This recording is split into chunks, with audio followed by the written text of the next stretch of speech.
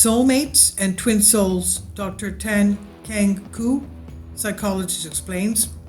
I remember once, many years ago, we had a gathering at our home and couples, newlyweds, and I was asking them, we were referring to each other, when was the first time we realized that we would be ending up with our partners as our second halves?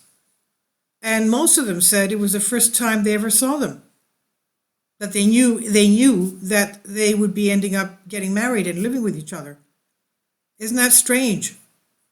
Even my youngest son, the first time he met his future wife, that's the same night that he met her, he told his best friend that that was the woman he was going to marry. Isn't that strange? You just have a feeling. But this is Soulmates, Twin Souls. This is the Dr. Kheng Khoo, psychologist, is telling us a lot of information about this. He says there's much confusion about soulmates and twin souls. Very often these two terms have been used synonymously. They're not synonymous. One can and do have many soulmates, but one has only one twin soul. And in order to understand how these terms come about, one must begin from the beginning, he says. Eons ago, many dispatches of souls or sparks of divinity were discharged from the source or Godhead. These were destined to be human souls. The numbers in each dispatch vary considerably. The least number is a few, but the numbers may go to millions. The usual numbers are in the thousands or hundreds. The numbers are dependent on the maturity of the souls and the main purpose of their journey. The more mature or spiritual advanced they are, the lesser number will be in the outburst. The first timers will be in hundreds of thousands or millions. The process has been going on for time immemorial, he says, and there was no beginning and it looks as if there is no end. Take an average group of 128 souls in the one discharge from the source, and they begin to cool on the way down to the physical world. There are many, many worlds in just as many universes, and this group of soul has decided to target planet Earth. They start to descend through a angelic realms in a very hazy, dreamy fashion. Very little is remembered of this period. Memory of the remaining journey down the celestial, spiritual, mental, astral, and etheric realms is just as blurred. The entire journey down to the etheric physical realm takes thousands of millions of years until they arrive at the physical planet. In the first incarnation, the group went into rocks as minerals, he says. Well, I totally disagree with him, but I'm going to read this article for you anyway. The entire group of souls took form in the same mineral, e.g. jade or calcium. They remained in these rocks until they were about to be upgraded to vegetation, and that was when the planet had to disintegrate into smithereens. The lifespan as a rock took millions of years. I mean, this is ridiculous, but I'm still reading it for you. The next stage, the total soul group of 128 souls would have to change planet. This time round, they would go into vegetation kingdom, and again, all of them would remain in the same family of plants as they progressed, he says. If the leader decides to be an orchid, the remaining soulmates would become the same type of orchid. From thence onward, the whole group would grow spiritually by dying, being reborn into different types of vegetation, e.g. bushes, flowers, trees of various types, etc. It is in this kingdom that we first learn about death. We will be destroyed by being trampled upon or eaten by animals or humans, and after millions of years of being in the vegetable kingdom, we then move on to the animal kingdom. This is bizarre. This person this is bizarre to think at one point my soul was a vegetable. He says, hitherto, and including the animal kingdom, we remain as group souls, although we have already been individualized. At this stage, the total group of 128 souls tend to remain as one type of animal. As group souls, we do not have self-awareness. We only know the difference between us and them. Again, having reincarnated through many categories of animals, we arrive at being Australopithecus afarensis more than 3 million years ago. Then Homo habilis, the handyman, lived in Africa roughly 2.5 million years ago. Homo habilis walked upright and has the same dexterity as modern man. He had a brain half the size of modern man, and this is the first precursor of man and the Australopithecus. had a brain capacity of 400 cc. Then, roughly about more than 1.5 million years ago, Homo habilis evolved into Homo erectus, which has an average brain capacity of 850 cc. The Neanderthals is the transitional stage between Homo habilis and Homo sapiens. The Neanderthal, who was the first Homo sapiens, came about 200,000 years ago and became extinct 35,000 years ago. It has the same brain capacity as modern man, but its skull structure is more primitive than modern man's. The Neanderthal is the first human ancestor to bury his dead. This is about 60,000 years ago. However, around 35,000 years ago, the Cro-Magnons completely replaced the Neanderthal and totally populated the Earth.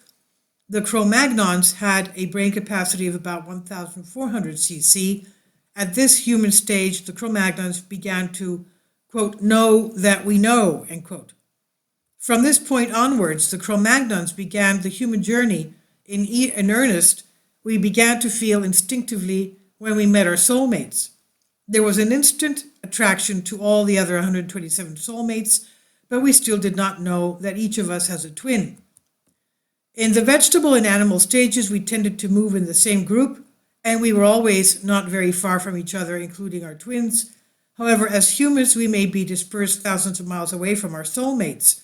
And as soon as we meet anyone in our soul group, we instantly feel an attraction to the other.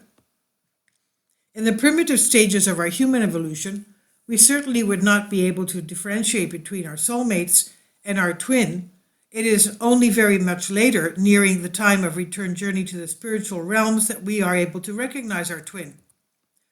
The breakdown of the group and its return. Taking the example of a group of 128 souls as above, the breakdown goes like this. It's first broken down by half, hence 64 in each. Then these two subgroups are further divided to 32 and 16, 8 and 4, and ultimately 2. The final division is when the last two is separated into twin souls. As the breakdown proceeded from the total group of 128 down to the last twin, there is pain and suffering at every separation.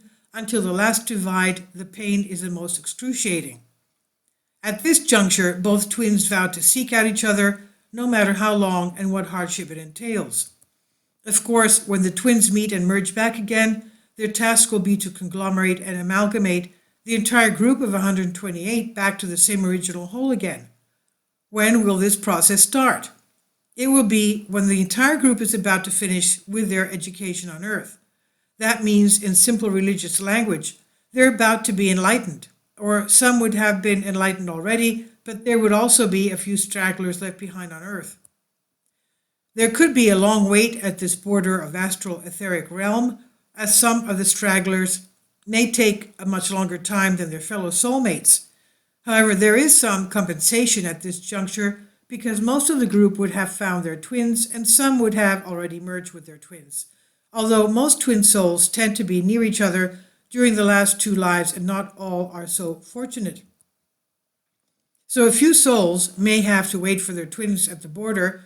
Every member of the original group must be enlightened to merge together before they can start the journey of crossing over to the spiritual realm. So one can see that from the beginning, as primitive man, one is able to feel the presence of a fellow soulmate. There is no logical reason for the attraction or liking of the soulmate. The feeling is just there. At this primitive stage, one cannot recognize the soulmate as a twin, although the twin attraction may be the strongest of them all. That's all. There is no reason or accounting for it. Throughout the hundreds of thousands of incarnations, we have wives or husbands and lovers, and if they are not our twin or soulmates, the attraction wanes in the next incarnation.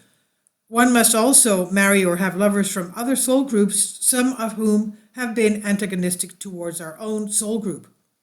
Hence the intense quarreling and bickering in marriages. However, one must remember that no matter whom we marry or have as our family members, every experience in every incarnation is part of our spiritual growth. The reason we separated in the first place is to gather experience and learn to love unconditionally. That means we have to break out of this mold of inbreeding with our own soulmates, and whatever knowledge and wisdom we gather from other soul groups is to enrich our experience. Even in the same soul group, every one of the 128 is a different soul. And although the twins are very similar in character and have almost identical vibrations, they are again different. Their vibrations in this cohesive total group would have encoded the tendencies, characteristics, and the level of development into every soul of the group. In other words, the larger the group emitted from the source, the less developed will the soulmates be, and therefore the mutual attraction is less powerful than the much smaller groups.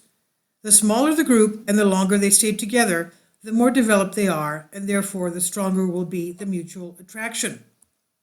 This principle will continue until the very old soul, who will incarnate as an avatar who is composed of a small group of 2, 4, or 8 souls, which do not subdivide, and these remain fused as one old soul, a sage, or an avatar. Although an avatar has to go through the same rounds like the rest of us, he always takes the leading position in whichever kingdom he is in. For example, lion in the animal kingdom, an oak tree in the vegetable kingdom, or as a Buddha or a Lao Tzu in a human. Soulmates? Soulmates are from a unique group that was discharged eons ago from the source. They cohered and were merged for ages as they descend through all the realms down to the physical. The older, the wiser groups would have stayed together longer and more similar they would be, because they would have shared more characteristics when they are together. They would have imbibed through osmosis so many particularities, traits, and tendencies from one another.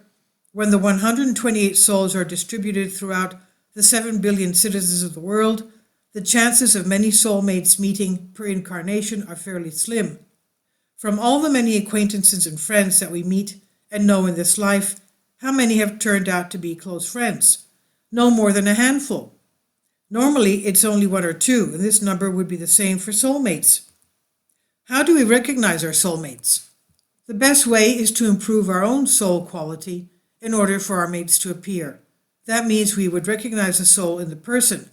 When we meet a soulmate, there is an instant liking. Then, as we come to know him or her better, we find that there is agreement in things that are important. Our attitude towards life situation is the same, although our interests may be different. The quality of our soul level is very similar, and we have compassion, empathy, and realize that the purpose of life is to let go. There's no jealousy arising, and the harmony and love that are flowing to and fro would make us happy in each other's presence. The love energy between 2 soulmates can only be surpassed by the love between twin souls. Whilst the love of twin souls is always with the opposite sex, that of the soulmate can be with both. Strong and lasting love between 2 individuals is almost always between soulmates and not twin souls, unless one of the twins has decided to change for a particular incarnation. Neither is it likely between souls of 2 different groups. A twin in spirit may guide a grounded twin. Each soul is supposed to experience everything in the universe before it's returning to its source. It's definitely impossible for a single soul to do this. Therefore, the scheme of group souls has been formulated in order that each soul can go out and experience as much as possible. But there is no necessity for each to gather all experiences. When they finally assemble together, they would have accumulated and aggregated enough knowledge and wisdom for the whole group, as the sum of the total cargo would be adequate for the entire group to pass the test. The total experience and knowledge is assimilated by all and sundry, and therefore every soul in the group would be just as knowledgeable as the whole group.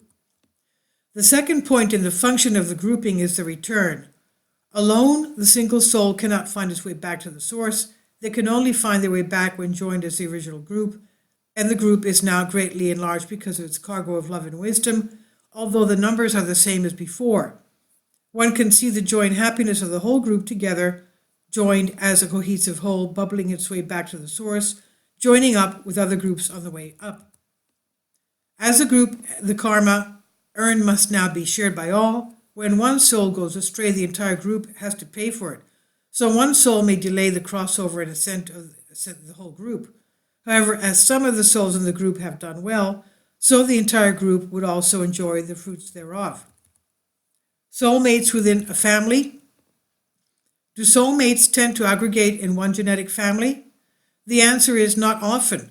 If they do incarnate in one genetic family, it would be mostly 2 to 3 in number. The usual number is 2.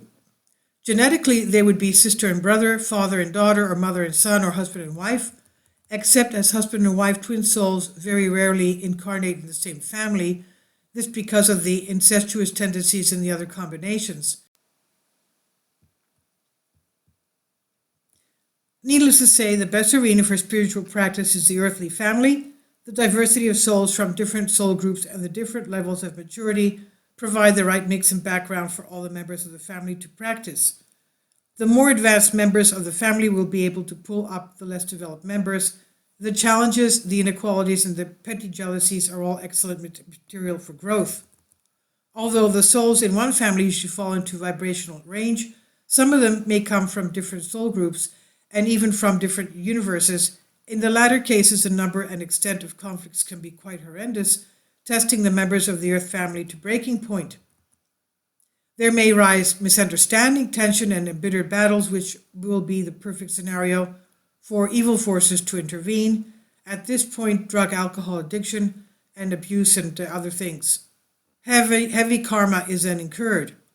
This precipitated evolution is forced upon the family as they were too tardy and lackadaisical hitherto, and the resistance to growth has resulted in the pain and suffering as a wake-up call. Therefore, we can now understand the process in the genesis of family karma.